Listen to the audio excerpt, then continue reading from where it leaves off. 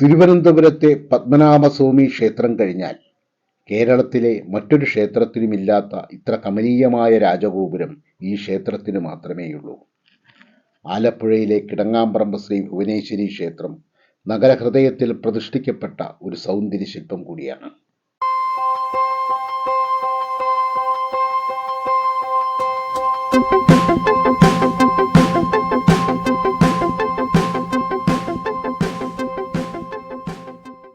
തിരക്കാർന്ന ആലപ്പുഴ പട്ടണത്തിന് നടുക്ക് അത്ഭുതകരമാംവിധം ശാന്തമായ അന്തരീക്ഷം തീർത്ത് നിലകൊള്ളുന്ന ക്ഷേത്രമാണ് കിടങ്ങാമ്പറമ്പ് ശ്രീ ഭുവനേശ്വരി ക്ഷേത്രം. ഇത്ര കണ്ട് ഏറ്റവും ആകർഷകമായ രാജഗോപുരം കേരളത്തിലെ ക്ഷേത്രങ്ങളിൽ പത്മനാഭസ്വാമി ക്ഷേത്രത്തിനല്ലാതെ മറ്റൊരു ക്ഷേത്രത്തിനുമില്ല. മാത്രവുമല്ല, അത്ഭുതകരമായ പുരാതന വാസ്തുവിദ്യാ വൈദഗ്ധ്യം കൊണ്ട് ഈ ക്ഷേത്ര നിർമ്മിതിയെ മറ്റു ക്ഷേത്രങ്ങളിൽ നിന്നും വ്യത്യസ്തമാക്കുന്നുമുണ്ട്.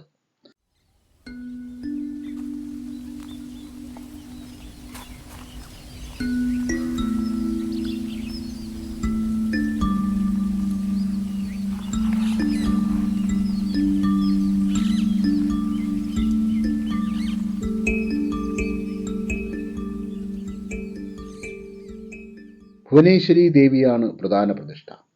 ഭദ്രകാളി, ഗണപതി, ശാസ്താവ്, മുരുകൻ, ശ്രീകൃഷ്ണൻ, ശിവൻ, നവഗ്രഹങ്ങൾ, നാഗദൈവങ്ങൾ, കൊടുങ്കാളി തുടങ്ങിയ പ്രതിഷ്ഠകളും ഇവിടെയുണ്ട്.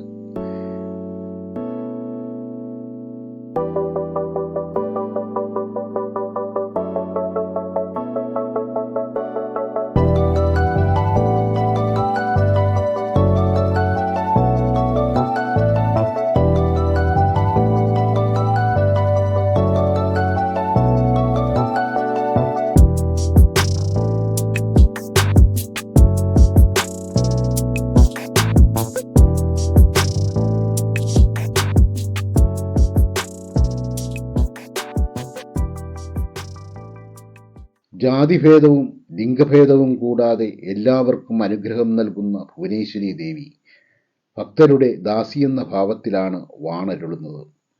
ഭക്തദാസിയായ ഭുവനേശ്വരി ദേവിയുടെ അനുഗ്രഹം ലഭിച്ച ഭക്തർ അനവധിയാണ്.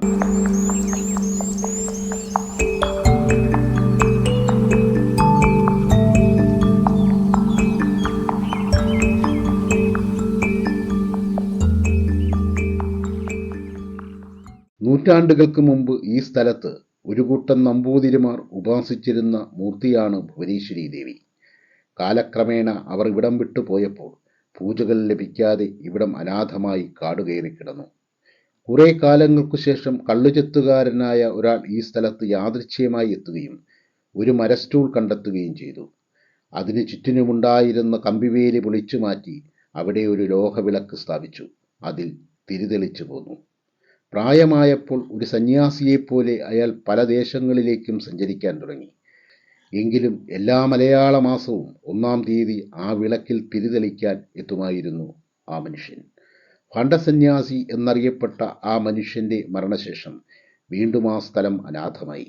നൂറ്റാണ്ടുകൾക്ക് ശേഷം മാർത്താണ്ഡവർമ്മ ചെമ്പകശ്ശേരി ആക്രമിച്ചതിനു ശേഷം കൊച്ചി ആക്രമിച്ചു കീഴടക്കുന്നതിനായുള്ള പടപ്പുറപ്പാടിനിടയിൽ സാമാന്യം അംഗബലമുണ്ടായിരുന്ന അദ്ദേഹത്തിൻ്റെ സൈന്യം ഈ പ്രദേശത്ത് വന്ന് തമ്പടിക്കാനിടയായി.